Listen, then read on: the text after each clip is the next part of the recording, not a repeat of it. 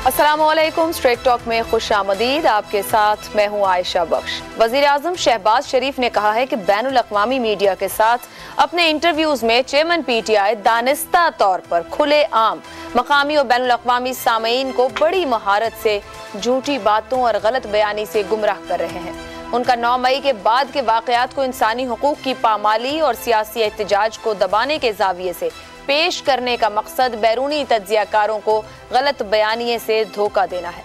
शहबाज शरीफ के मुताबिक 9 मई को पाकिस्तान तहरीक इंसाफ का रियासत पर हमला और होने का काबिल मजम्मत इक़दाम बदनीयती और नापाक अज़ाइम पर मबनी था। किसी भी मुल्क को अपनी सालमियत पर ऐसा हमला कतन बर्दाश्त न होगा। सबको यकीन होना चाहिए कि इस वाक़े के तमाम जिम्मेदारान को कानून के मुताबिक सजा मिल रही है। इंसानी हुकूक की कहीं भी पामाली ना हुई ना होगी। हर केस में तमाम कानूनी ज़ाब्ते पूरे किए जाएंगे। पाकिस्तान अपनी तमाम तराइनी और इंसानी हुकूक से मुताल्लिक़ जिम्मेदारियों का एहतराम करता है और उन्हें पूरा करने के लिए पुरअज़्म है। शहबाज शरीफ का ये दावा इस एतबार से दुरुस्त है कि दुनिया की कोई भी रियासत अपनी सालमियत के खिलाफ इस तरह के हमले बर्दाश्त नहीं कर सकती। अमरीकी जमहूरियत को 250 साल होने को आ रहे हैं। अमेरिका जैसे जमहूरी मुल्क में भी 6 जनवरी 2021 को वाशिंगटन DC में कैपिटल बिल्डिंग पर हमला करने वाले अफराद को सजाएं देने का सिलसिला जारी है। अमरीकी शहरी स्टुअर्ट को 25 मई को 18 साल कैद की सजा सुनाई गई है। भारत को दुनिया का सबसे बड़ा जमहूरी मुल्क कहा जाता है। वहाँ पर भी अफवाज के तहफ़्फ़ुज़ के लिए आर्मी एक्ट 1950 जैसे क़वानीन मौजूद हैं। दुनिया को वेस्टमिनिस्टर डेमोक्रेसी का निज़ाम सिखाने वाले बरतानिया में जब 2011 को दंगे फसाद करके रियासत की अथॉरिटी को चैलेंज किया गया तो रियासत ने दिन रात एक करके मुल्जिमों को सजाएं दी। इन मिसालों को सामने रखते हुए पाकिस्तान की रियासत के पास भी पूरा इख्तियार है कि वो 9 मई के वाक़यात के मुल्जिमों को कड़ी सजाएं दे। इस हवाले से वज़ीर आज़म शहबाज शरीफ की ये यकीन दहानी भी अहम है कि इस वाक़े के तमाम जिम्मेदारान को कानून के मुताबिक सजा मिल रही है। इंसानी हुकूक की कहीं भी पामाली हुई न होगी। वज़ीर आज़म शहबाज शरीफ दुरुस्त कह रहे हैं या नहीं कह रहे हैं, इस मुतालिक बात करेंगे। जो तासुर बाहर पेश करने की कोशिश की जा रही है, जहाँ रियासत पर हमला किया गया, उसके पीछे क्या इंटेंशन है, इस पर भी बात करेंगे। और बाहर का जो परसेप्शन है वो ऐसा क्यों है, इस पर भी गुफ्तगू रहेगी। पैनल में हमारे साथ हैं हसन निसार, शहजाद चौधरी, अबसार आलम और इसार राना। सवाल आपके सामने इस तरह से रखेंगे। मगरबी सियासतदान और मीडिया पाकिस्तान में इंसानी हुकूक को लेकर तहफ़्फ़ुज़ात का शिकार क्यों?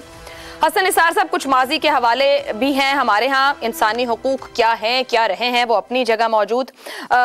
वज़ीर आज़म शहबाज शरीफ का बयान, जो उनका आज का स्टेटमेंट है, उन्होंने सोशल मीडिया पे डाला है, और एक बाहर के से लोगों के आने वाले बयानात या बाहर का मीडिया किस तरह से देख रहा है, क्यों उन्हें ऐसा लग रहा है कि इंसानी हुकूक को लेकर यहाँ पर सूरत हाल वो नहीं जो हुकूमत कह रही है? पहली बात तो ये है, प्राइम मिनिस्टर ने बात की है नापाक अज़ाइम, हमला पाक अज़ाइम। तो सुप्रीम कोर्ट पे हमला पाक अज़ाइम में था, उनके पास डंडा नहीं था, वो कर कुछ नहीं सके। एक बात। दूसरी बात यह है कि मेरी समझ से बाहर है, एक फर्द वाहिद झूठ बेच रहा है, मार्केट कर रहा है। ये पूरी की पूरी हुकूमत अपने तमाम तर वसाइल के साथ झक मार रही है। क्यों रो रहे हैं ये? वाई? एक आदमी झूठ बेच रहा है, तुमसे सच नहीं बिकता भाई। कमाल की बात है। ये मेरा ख्याल है नालायकी की आखिरी दर्जे की इंतहा है। और इस मुल्क में प्रॉब्लम ये है कि छाछ तो बोले, छलनियां भी बोलती हैं। मेरे लिए ये जो कुछ हुआ उतना ही नापाक, घिनौना और काबिल नफरत था सुप्रीम कोर्ट पे हमला, जहां जजेस अपने जूते छोड़ के भागे। कौन कह रहा है यार? अच्छा, कह भी रहा है अगर ठीक है, तो तुम क्या बेचते हो? Entire government. एक बंदा वो झूठ बोल रहा है, वो तुमसे सच नहीं बिकता, तो जाओ कोई और काम करो। फजूल, बात ही फजूल है, बेसलेस, एब्सोल्युटली बेसलेस। ये बात करते हुए शर्म आनी चाहिए। एक तरफ एक पूरी हुकूमत, एक तरफ एक गुनाहगार बंदा झूठ बेच रहा है, इनसे अपना सच नहीं बेच रहा। विजुअल्स वीडियोस मौजूद, लोगों के इजहार मजम्मत मौजूद। अच्छा, खुद इमरान कह चुका है कि कौन है जो इस पे मजम्मत नहीं करेगा इसकी। कमाल है, इनसे फिर नहीं बिक रहा। समझ नहीं आ रही, धड़ाधड़ पत्ते झड़ रहे हैं। को ये बयान देने की जरूरत थी? बिल्कुल नहीं थी। मैंने कहा ये इस तरह की बात, अगर कोई ढंग की बात नहीं कर सकते तो मियां चुप रहो। किस पागल कुत्ते ने काटा है? ठीक, keep quiet. There are so many better people in this country जो इस नैरेटिव को या इस झूठ को या जो भी कह लो, इसका मुदल्लल जवाब दे सकते हैं, मुंह तोड़ जवाब दे सकते हैं। वो तुम्हारे पास है, एम्बसीज हैं, पैसा है, मिनिस्ट्रीज हैं, वजीरों की फौज है, मेले लगे हुए हैं, एक काम नहीं होता। मेरी मिन्नत खुशामद करो, मैं कर देता हूं। आओ पांव पकड़ो मेरे, मुफ्त करूंगा, अखराजात भी अपने। चलो, बात भी नहीं करनी आती। ठीक, एक बात जो हसन निसार साहब की गुफ्तगू से निकल रही है वो जरूर प्रोग्राम में डिस्कस करेंगे। वो कह रहे हैं कि क्या झूठ बेचना इतना आसान और मैं पूछूं कि फिर क्या सच बताना इतना मुश्किल। लेकिन शहजाद चौधरी साहब, आपकी तरफ आते हुए, इसमें तो कोई दो राय नहीं कि सिचुएशन को ट्विस्ट करके या बयानिए या एक ही बात को मुख्तलिफ अंदाज में, जिसे कहा जाए हकायक से दूर है, ये जरूर प्रेजेंट किया जा रहा है कहीं ना कहीं, या बताया जा रहा है। मजबूर तो हुए वजीर आजम शहबाज शरीफ ये बताने को कि इंसानी हुकूक का तहफ़्फ़ुज़ है, मगर अगर कोई रियासत पर हमला करेगा तो दुनिया की कोई भी रियासत इसकी इजाज़त नहीं देती। मैंने कुछ मिसालें भी सामने रखी। अमेरिका में ही कैपिटल बिल्डिंग की बात करूं तो करीबन 1000 से ज़ायद अरेस्ट हुए, 450 के करीब लोगों को सजाएं दी जा चुकी हैं। आपके ख्याल में जिस परसेप्शन को निगेट करने की शहबाज शरीफ साहब ने कोशिश की, वहां क्यों इतने तहफ़्फ़ुज़ात हैं? उन ममालिक में भी बहुत से ऐसे मामलात, उन मीडिया के अंदर भी बहुत सी ऐसी चीज़ें जो उनकी जगहों पर रिपोर्ट होती होंगी। पाकिस्तान को लेकर वो इतना परेशान है, आखिर क्यों? मुझसे पूछ रही हैं? जी शहजाद साहब। सॉरी, मुझे पूछा आपने? जी जी सर। अच्छा सॉरी, अच्छा मैं क्यों सुन नहीं पाया। देखिए, बात यह है कि जो भी हम कहें, बिल्कुल इसमें कोई शक नहीं कि रियासत के जो सिंबल, रियासत बजाते खुद, उस पर किसी किस्म का कोई मुल्क किसी किस्म का हमला बर्दाश्त नहीं कर सकता, चाहे वो अमेरिका है, चाहे वो पाकिस्तान है, चाहे कोई और है। लेकिन उसके साथ साथ हमें याद रखना है कि अमेरिकी आइन मिसाल के तौर पे, उसके अंदर जो बुनियाद आइन की पड़ी वो फंडामेंटल राइट्स थे, जिसको बिल ऑफ राइट्स कहा गया। कम से कम 12 या 15 के करीब हैं जो कि बिल ऑफ राइट्स बना, और उसके इर्द गिर्द फिर पूरा आइन बना। यानी वो है एक, जिसे कहते हैं ना कि ऑब्जेक्टिव रेजोल्यूशन इनकी आइन का, वो बिल ऑफ राइट्स है।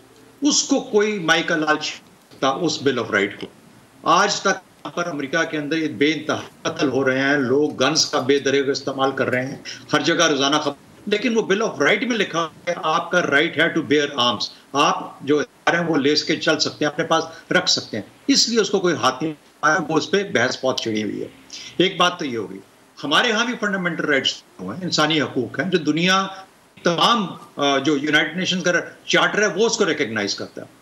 लेकिन हमारे यहाँ इसमें कोई ये भी शक की बात नहीं है कि जो इंसानी हकूक का रिकॉर्ड है वो बेइंतहा ख़राब है। तालीम, सेहत, बुनियादी हकूक, और जब ये मगरबी ममालिक जमहूरियत करते हैं तो जमहूरियत का एक शाखसाना, बल्कि वो जो फाउंडेशन है वो बुनियादी हकूक के अंदर होती है, और हम हमेशा से इनका टारगेट रहे हैं, बुनियादी हकूक और जमहूरियत के मार। हमारी जमहूरियत बहुत कमज़ोर किस्म की जमहूरियत है, इलेक्टोरल डेमोक्रेसी की रह गई है। एक तो ये बुनियादी वजह होगी। दूसरी, पाकिस्तान जितना बड़ा मुल्क है, 25 करोड़ की आबादी है, एक न्यूक्लियर पावर है, खुदा न खास्ता अगर ये नहीं हो पाता, ये आगे नहीं चल पाता, ये बिखरना शुरू कर देता है,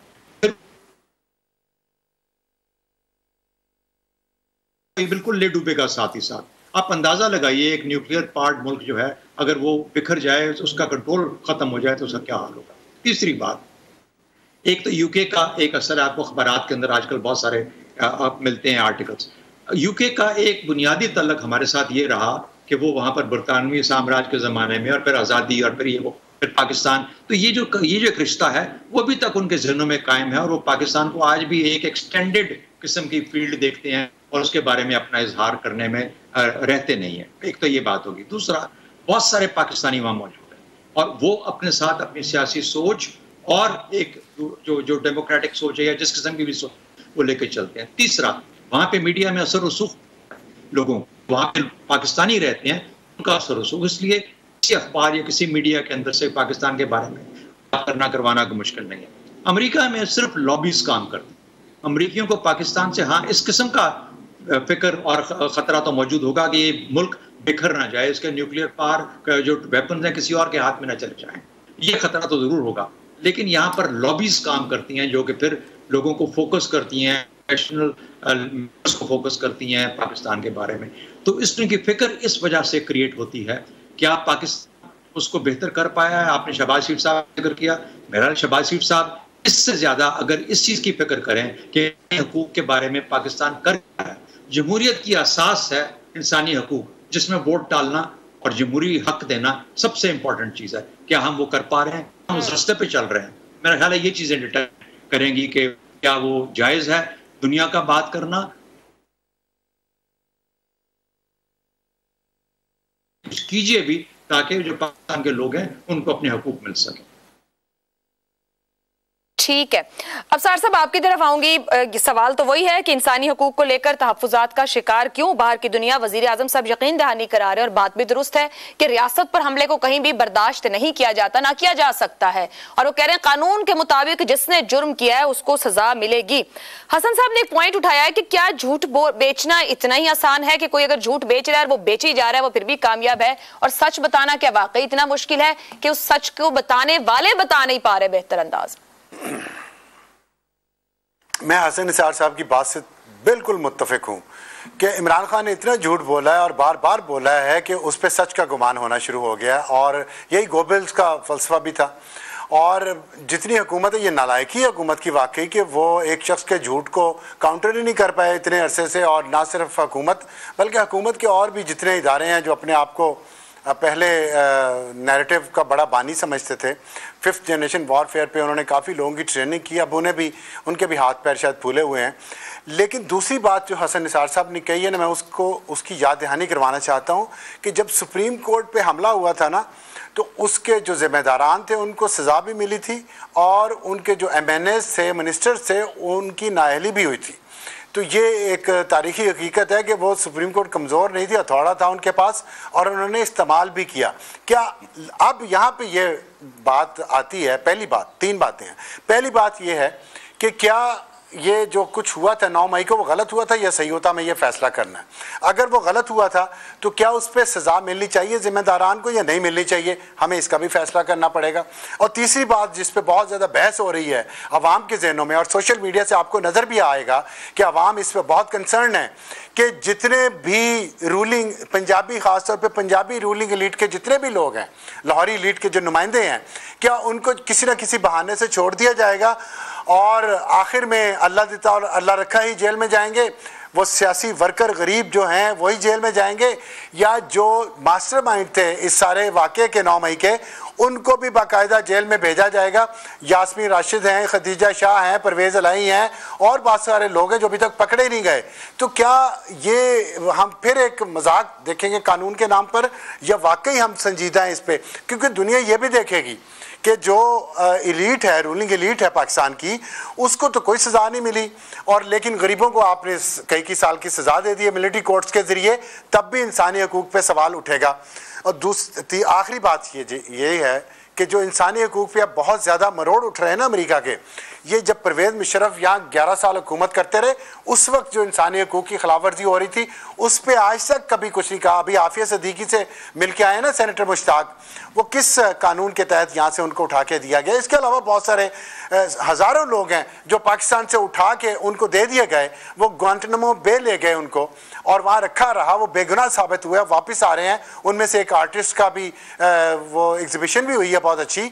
ये लोग जो गए उठा के लेके गए थे, उस वक्त अमेरिका के इंसानी हकूक़ और ख़ुद वो चैम्पियन सो रहे थे, उस वक्त इंसानी हकूक़ याद नहीं आए थे। जब भी पाकिस्तान में कोई जमहूरी हुकूमत होती है जो कि हमेशा ही कमज़ोर होती है और हमेशा ही नाअहल होती है, उसी वक्त अमेरिका को इंसानी हकूक़ पाकिस्तान में क्यों याद आते हैं?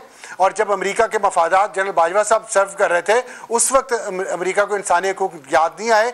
कश्मीर में आज भी जो कुछ हो रहा है उस पर इंसानी हकूक़ याद नहीं आए। फ़लस्तीन में जो हो रहा है अमेरिका को उस पर इंसानी हकूक़ याद नहीं आए। पाकिस्तान में क्यों आ रहे हैं इसकी वजह है, और वो वजह मैं बार बार कहूँगा चाहे उस पर बात हो या ना हो, और वो वजह ये है कि अमेरिका नहीं चाहता कि पाकिस्तान चाइना के कैंप में जाए, और इसीलिए पाकिस्तान को जिस तरह चाइना को इंसानी हकूक़ के नाम पे अंडर प्रेशर किया जाता है, इसी तरह पाकिस्तान को इस वक्त इंसानी हकूक़ के नाम पे अंडर प्रेशर करने की कोशिश हो रही है। और IMF की इमदाद का ना मिलना, इसके बावजूद कि हमने तमाम शराइत पूरी कर दी हैं, पहली बार तारीख पे ये हुआ है कि इमदाद मिलने से पहले शराइत पूरी हुई हैं और फिर भी किस्त नहीं आ रही, उसकी वजह भी सियासी है और उसका बयान दे भी चुका है IMF। तो इसलिए कोई राज नहीं रह गया कि हम पे ये प्रेशर जो इंसानी हकूक़ के नाम पे है ना, ये असल में सियासी वजूहात का प्रेशर है, क्योंकि हमें अमेरिका नहीं चाहता कि हम चाइनीज़ कैंप में जाएं और हम उनके कैंप में रहें। उस पर हमारे साथ उन्होंने जो किया है वो आपके भी सामने है, हमारे भी सामने है, हम उनके मफादात सर्व करते रहेंगे। एक्सक्यूज मी, तो वो हमें थोड़ा बहुत टुकड़ा डालते रहेंगे, हमारी तरक्की में हाथ नहीं बटाएंगे जिस तरह चाइना बटा सकता है, और हमारा नेबर भी है। ये वजह है, मैं तो इसको समझता हूँ, और कोई वजह नहीं। मगर पाकिस्तान को अब आज कहीं ना कहीं अपने मफादात को भी देखना है। एक बात तय है कि 9 मई को जो हुआ, जिस तरह किया गया वो गलत था, और साथ दूसरी बात कि अगर वो किसी मनसूबाबंदी के तहत हुआ तो वो जुर्म है, और रियासत और हुकूमत का फैसला है कि जुर्म की सजा मिलेगी। मगर इसार साहब, वो गुज़िश्ता साल के खत लहराने से लेकर इस साल के खत लिखने तक, जो जिससे वजीर आजम ये कह रहे हैं कि जिस तरीके से नरेट किया जा रहा है, आलमी सतह पर मीडिया को या चैनल्स को चीजों को झूठ बताया जा रहा है, दानिस्ता वो कह रहे हैं कि एक वो बात कही जा रही है जो गलत है, दुरुस्त नहीं है। एक तो बाहर को इतना कंसर्न क्यों हो, जैसे अभी अबसार साहब कह रहे हैं बहुत से ऐसे मामलात रहे, इंसानी हकूक का मामला हमारे यहाँ, तो मैं तो ये कहूँ कि हर हुकूमत या हर दौर अपने हिसाब से शायद उस इंसानी हकूक की ट्रांसलेशन करती हो। क्या दुरुस्त बात है वजीर आजम की जो वो यकीन दहानी करा रहे हैं पूरे मामले पर? देखिए, एक पंजाबी का मुहावरा है कि डांटे दे सत्ता भी आंदा 100 होता है। अब ये अमेरिका की और यूरोप की मर्जी है कि वो किस बात को इंसानी हकूक़ की खिलाफ वर्जी कहता है और किस बात वो अपना रद्द-ए-अमल देता है। अभी आपने वज़ीर आज़म साहब की कहा, तो इस पे तो अब कोई दो राय नहीं है कि जो 9 मई को वाक़या हुआ उसके ज़िम्मेदारों को सज़ा मिलनी चाहिए, और इसमें भी कोई दो राय नहीं है कि एक हमने रेड लाइन तो अब बना दी कि सियासी जद्दोजहद, सियासी अपनी जो मर्ज़ी करें, लेकिन एक हद है जिसको हमने क्रॉस नहीं करना। ये तो तय हो चुका, और ट्रायल हो रहे हैं, अदालतों में हैं मामला, और दूध का दूध पानी का पानी हो जाएगा। जो ज़िम्मेदार हैं उन्हें सज़ा मिल जाएगी, जो ज़िम्मेदार नहीं है उन्हें सज़ा नहीं मिलेगी। लेकिन क्या पाकिस्तान का इस वक्त मसला नंबर 1 कासिम के वालिद मोहतरम है, यह पाकिस्तान का सबसे बड़ा मसला इस वक्त गुर्बत, भूख, महंगाई और बेरोज़गारी है?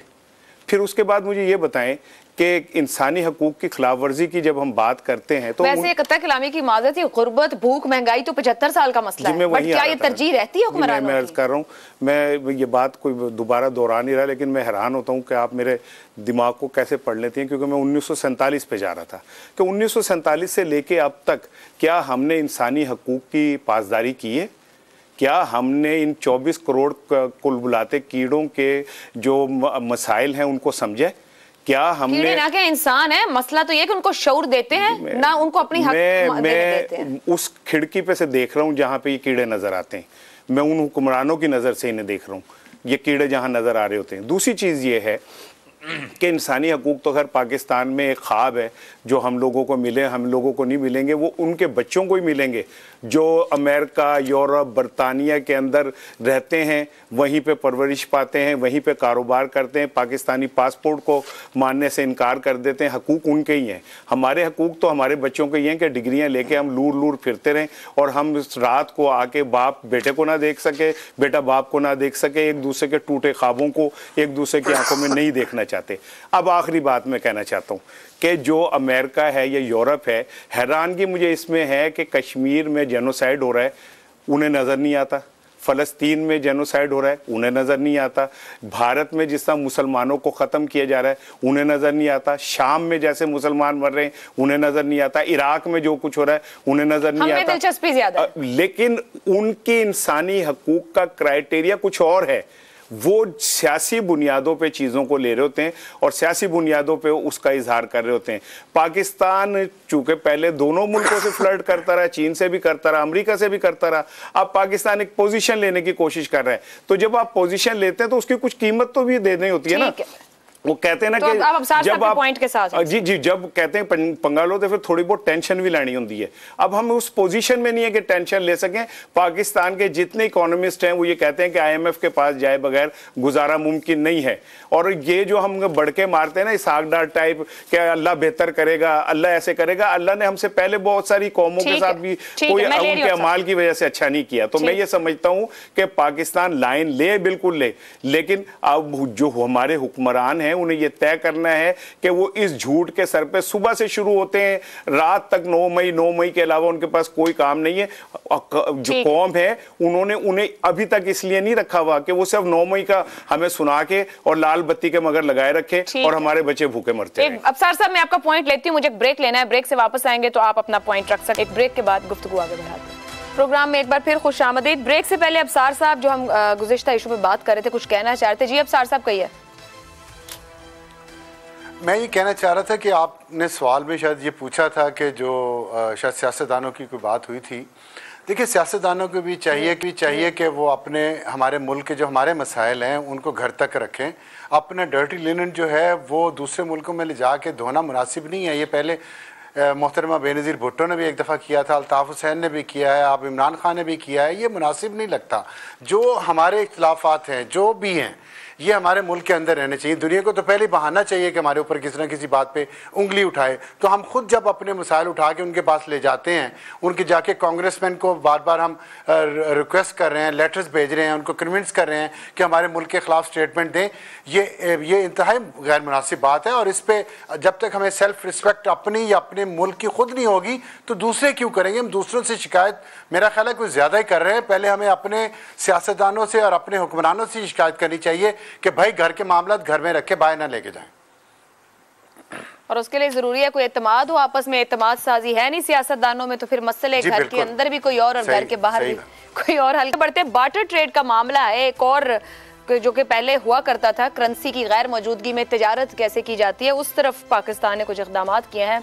ज़र मुबादला के ज़खायर में कमी के बायस ईरान, अफगानिस्तान और रूस से माल के बदले माल की तिजारत का फैसला किया गया है। वजारत तिजारत ने बार्टर ट्रेड के तरीक़ाकार का एलामिया जारी कर दिया है। इस एलामिया के मुताबिक रियासती, मिल्कियती और निजी इदारे अशिया के बदले अशिया की तिजारत कर सकेंगे। ताहम निजी इदारों का FBR की एक्टिव टैक्स पेयर्स लिस्ट में शामिल होना जरूरी है।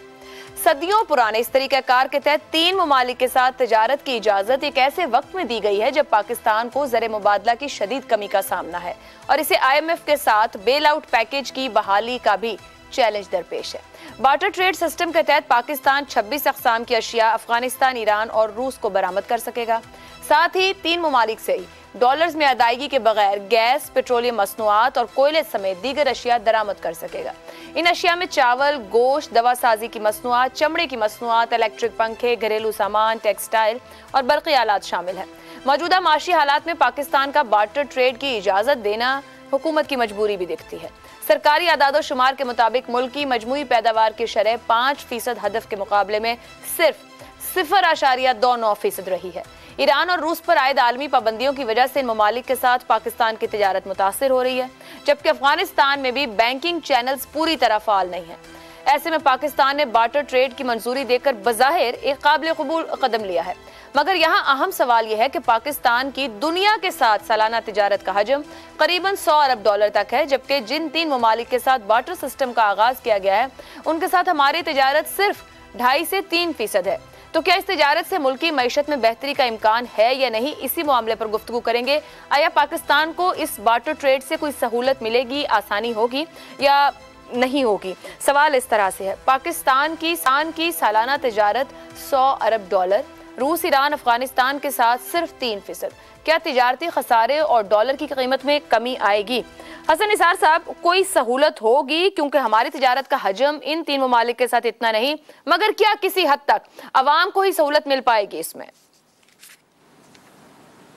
देखें आयशा, पहली बात तो ये है कि दुनिया का तो आगाज़ आपने कह भी दिया अपने इंट्रो में, बड़ी बुनियादी बात की है आपने। बाटर से शुरू हुए थे और हम चूँकि हमारा सफ़र जो है रिवर्स का है और देयर इज़ नो हार्म।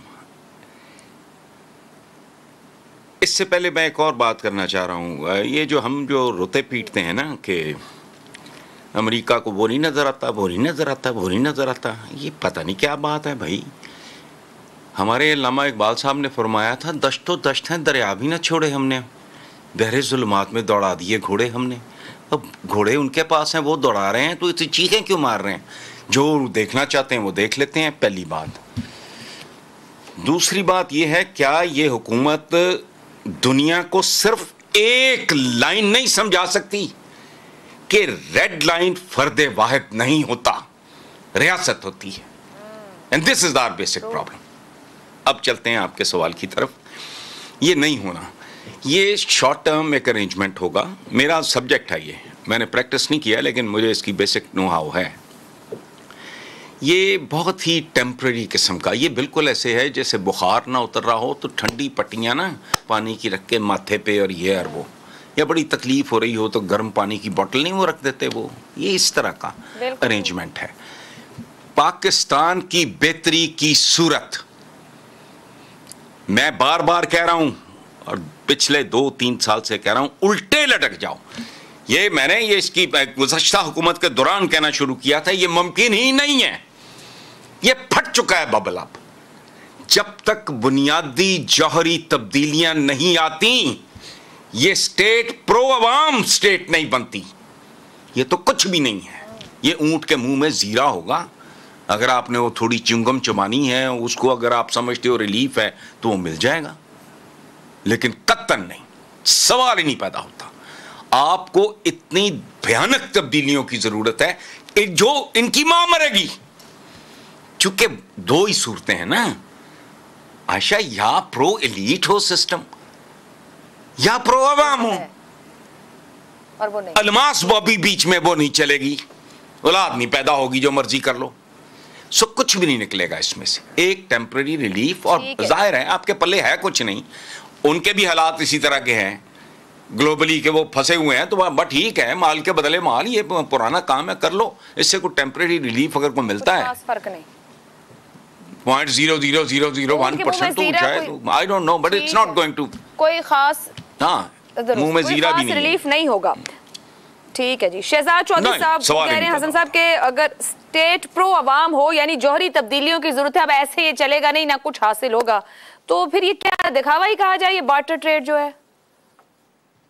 मैं दिखावा नहीं बोलूंगा, बल्कि जैसा आपने अपने दायरे में कहा कि इससे अवाम को कुछ ना कुछ सहूलत जरूर मुयसर आ जाएगी। वजह क्या है इन 3 मुल्कों को साथ अरेंजमेंट करने का? उसकी वजह, और हम ये जिस हिस्सों में बखरों में करते हैं ना बात, और पूरी मुकम्मल बात नहीं करते, तो अवाम को वो आगाही नहीं देते और सिलेक्टिव सच या सिलेक्टिव झूठ बोलते हैं, तो फिर ये बात जो होती है कंफ्यूज हो जाती है। कहने की बात यह है कि 1945 के बाद, दूसरी जंग अज़ीम के बाद, अमेरिका एक वाहिद सुपर पावर के तौर पर रूस के साथ बना, अमेरिका ने एक अपना निज़ाम कायम किया जिसको मुआशी निज़ाम कहा जाता है। ब्रेटन वुड्स के अंदर से इसको क्रिएट किया गया, जगह है जहां बैठ सब लोगों ने कहा कि हम एक मुआशी निज़ाम ऐसा बनाएंगे जिससे हमारा असर रसूख और दायरा रसूख ऐसा बढ़ेगा इन मुल्कों के अंदर कि जो उसका हिस्सा बनेगा, चाहे वो जमहूरियत अपने मफादात के लिए, चाहे जिसके लिए वो करना चाहते थे, उसको इस निज़ाम में अगर रहना है, फायदा हासिल करना है, तो हमारे साथ मिलकर चलेगा। वो एक कैपिटलिस्ट मार्केट बेस्ड सोसाइटी बनी, सिस्टम बना पूरे दुनिया। आज भी उसका हिस्सा है, चीन भी उसका हिस्सा है, चीन भी अलहदा नहीं हो सकता। 3 मुल्कों को उन्होंने अलहदा किया अपने आप से उस निज़ाम में से, एक रूस, एक ईरान और एक अफगानिस्तान। इन 3 मुल्कों के साथ कोई मुल्क दुनिया का कोई ट्रेड कर ही नहीं सकता, इजाजत नहीं है, बड़ी लिमिटेड। वो भी एक्टिवली इजाजत देते हैं। रूस को अगर तेल बेचना है तो एक कीमत पे बेचना है, उससे ऊपर नहीं जा सकता। दुनिया के लिए एक अलग कीमत है, उनकी एक अलग कीमत है। तो कहने का मतलब ये हुआ कि जब इस किस्म की चीजें हैं और एक वर्ल्ड ट्रेड ऑर्डर है जिसकी बुनियाद और जिसकी कंट्रोल मगरबी दुनिया के हाथ में है और आप उस सब के अंदर फंसे हुए हैं, तो आपको उनके साथ बात मान के चलना पड़ता है। आज आपने 3 मुल्कों का इसलिए उनको एक्सटेंशन दी, उसका किया क्योंकि आप उनके साथ डॉलर के अंदर किसी किस्म का ट्रेड नहीं कर सकते, डिक्लेयर ट्रेड नहीं कर सकते। या स्मगलिंग होती है या अब आपने बार्टर ट्रेड का निजाम शुरू किया जो कि आपके अवाम को आसानी देगा। डॉलर कमाने के आज भी आपको जो बाकी 97% करना पड़ेगा। और जाते जाते एक और बात ध्यान में रखने वाली है, सार्क के 8 मुल्क हैं, बड़े छोटे छोटे गरीब मुल्क हैं, उसमें इंडिया सबसे आगे है, श्रीलंका है, बांग्लादेश है, ये अच्छी आगे बढ़ने वाली मईशतें हैं। इन सब का आपस का जो ट्रेड है सार्क का, वो सिर्फ दुनिया जो पूरी दुनिया में ये ट्रेड करते हैं उसका सिर्फ 2% है, आपस में सिर्फ 2% ये ट्रेड करते हैं। तो जहां आप 2% ट्रेड कर रहे हैं, आपकी कनेक्ट दुनिया की सबसे गरीब तरीन और सबसे कमजोर तरीन कनेक्टिविटी है, आप कैसे अपने आप को फाल बना सकते हैं माशी तौर पर? तो वो तमाम शहबाज शरीफ साहब को इन चीजों पे ध्यान देना है। और 9 मई आ गया, इनके हक में खुदा का करें, इनको 9 मई मिल गया खेलने के लिए, लेकिन 9 मई से निकल के भी तो अब पाकिस्तान ने कायम रहना कि नहीं रहना, तो उसको आगे लेके चले, बजाय इन चीजों के घुसने के पीछे भागने के। यहाँ फोकस करें इस चीज के ऊपर, ये है काम करने वाले, इसके ऊपर रोजाना तकरीर किया करें, रोजाना इस पर बात की जरूरत है। शहजाद साहब कह रहे हैं जी एक ब्रेक लेते हैं, ब्रेक से वापस आएंगे तो दीगर आपके सामने रहे। अफसार साहब, आप कहिएगा कि जो बार्टर ट्रेड 3 ममालिक के साथ पाकिस्तान शुरू कर रहा है, किस कदर आप समझते हैं कामयाब रहेगी? आपने सवाल में शुरू में कहा कि एक हकीकत की तरफ आपने इशारा किया, तंजिया शायद अंदाज हो या मैं समझ रहा हूँ उसको, कि सिर्फ 3% है इन ममालिक के दरमियान हमारी ट्रेड। देखें, ये जो 3% है ना, ये बदकिस्मती है हमारी। ये 3% हमसाया ममालिक के साथ ये 90% होनी चाहिए थी। दुनिया में उन तमाम खित्तों ने, उन तमाम ममालिक ने सिर्फ तरक्की की है मॉडर्न दौर में और पुराने दौर में भी, जिनकी अपने हमसायों के साथ तजारत ज़्यादा थी। जिन ममालिक की और जिन खित्तों की आपस में तजारत नहीं होती, जिसकी तरफ शहजाद चौधरी साहब ने इशारा भी किया कि 60 कंट्रीज बदकिस्मती से इस लानत का शिकार हैं, वो खित्ते तरक्की नहीं कर सकते। इसलिए मैं समझता हूँ ये 3% जो है ये ताना नहीं है, ये पोटेंशियल है। ये पोटेंशियल हमें दिखा रहा है कि सिर्फ 3% है, इसको बढ़ा के हमें 30% तक ले जाना चाहिए। और मैं आपको एक बात बताऊँ, ये पोटेंशियल कैसे है। देखिए, दुनिया की सबसे बड़ी इकॉनमी चाइना के बॉर्डर पर बैठी है। दुनिया की दूसरी बड़ी इकॉनमी इंडिया पाकिस्तान के दूसरे बॉर्डर पे बैठी है। दुनिया के सबसे बड़े तेल के ज़खायर ईरान के पास है जो पाकिस्तान के बॉर्डर पे हैं। चौथी तरफ अफ़गानिस्तान है जिसके पीछे सेंट्रल एशियन की एनर्जी रिच स्टेट्स है, और उसके पीछे रशिया है जहाँ से एनर्जी भी और बहुत कुछ आ सकता है। तो मैं समझता हूँ अगर ये बार्टर ट्रेड का निज़ाम जो पहला बेबी स्टेप है, अगर ये कामयाब हो गया और इसको कामयाब किया जाना चाहिए, तो ये खित्ते में इनकलाब ला सकता है। इसको बिल्कुल आप हौला मत लें। ये मैं और देखें, हमें यहाँ बैठ के इस्लामाबाद में शायद इसकी अहमियत का एहसास भी ना हो रहा हो, लेकिन जो लोग उन खित्तों में रहते हैं, जो छोटे छोटे कस्बे हैं, छोटे छोटे शहर हैं, वहाँ के लोगों की इकॉनमी में इसका जो कंट्रीब्यूशन फौरी तौर पे होगा वो माइंड बॉगलिंग है। वहाँ के लोगों के ज़राए आमदन बहुत बढ़ जाएंगे एक तरफ, और जायज़ ज़राए आमदन होंगे, वो नाजायज़ नहीं होंगे। इतनी ज़्यादा स्मगलिंग होती थी ईरान से तेल की, अब ये लीगल तरीके से आप लेके आए और उसके बदले पाकिस्तान से सामान उधर भेजे। डॉलर का बचना न बचना इतना अहम नहीं है इसमें, लेकिन ये एक शुरुआत जो है ना, ये बहुत अहम है। और फिर आप देखें कि अगर ईरान का तेल इसी ज़मीनी रास्ते से इंडिया और चाइना जाना शुरू हो जाए तो कितना बड़ा पोटेंशियल है इसमें। सिर्फ एक मैं बात आपको ये कर रहा हूँ, और नहीं, इसके अलावा लीगलाइज होकर पाकिस्तान आना तो शुरू हो, फिर आगे तक भी जाएगा। ठीक है, आप समझ रहे हैं अवाम से अवाम इसका फायदा है। जी बिल्कुल, ठीक है। जी सर साहब जी। देखिए, बात ये कि ये आइडिया कोई पहली दफ़ा तो आया नहीं है। जब से पाकिस्तान बना यही हमारे हमसाए, और ये तब्दील भी नहीं होंगे। लेकिन बदकिस्मती से हमने कभी भी रैशनल होकर अपनी पॉलिसी बनाई नहीं है। अब भी ये हुकूमत जाते जाते जो इतने इनकलाबी ख्वाब इनको आ रहे हैं, तो ये तो 35 साल से हुकूमत में थे, इन्हें बहुत पहले ये कर देना चाहिए था। लेकिन अनफॉर्चुनेटली वो ऐसा नहीं कर सके। मैं कल एक डॉक्टर के पास गया, मैं कहा डॉक्टर साहब कहाँ हैं, तो उनका जी वो अपनी दवाई लेने दूसरे डॉक्टर के पास गए। तो जिस मुल्क के हुक्मरानों की इन्वेस्टमेंट बाहर होगी, वो पाकिस्तान में कैसे इन्वेस्टमेंट ला सकते हैं या कारोबार ला सकते हैं? मेरा तो मुख्तसर सा जवाब है। ठीक है जी। इसार साहब ने मुख्तसर कहा कि बेहतर सोच लें और टाइम पे सोच लें तो शायद कोई उसके असरात भी नजर आए। देखा, मुझे इजाजत दीजिए, अल्लाह हाफ़िज़।